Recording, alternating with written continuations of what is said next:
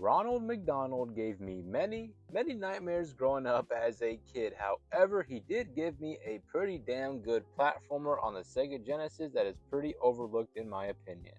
McDonald's Treasure Land Adventure was released on the Sega Genesis back in 1993 and was developed by none other than Treasure. Yes, that Treasure. This is my original copy of the game from when I was a kid. I used to play it so much growing up. I adored this game so much, and I really wanted to bring it some attention, hopefully, because I really feel like this is such an overlooked game and one of the better examples of licensed IPs that got a good game.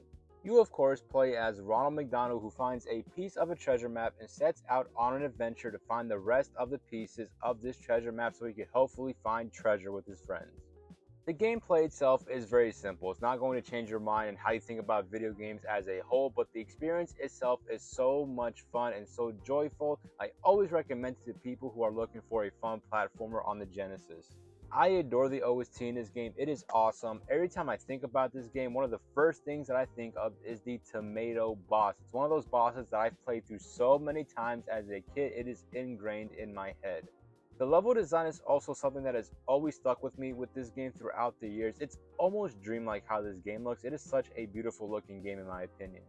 There's a part in this game where Ronald McDonald gets flown into the air by a water geyser, and at the end of it you land on a stage, and I've always loved this part of the game because the moment you land on a stage you kind of just stand there for a few seconds and look at the background and like the nighttime in the background, the stars, and I just always thought it looked so beautiful growing up. In the end, McDonald's Treasure Land Adventures is a game I will always hold near and dear to my heart, and it is a game I highly recommend if you're looking for something new to play on your Sega Genesis or just a new platformer to play in general. It is a good time.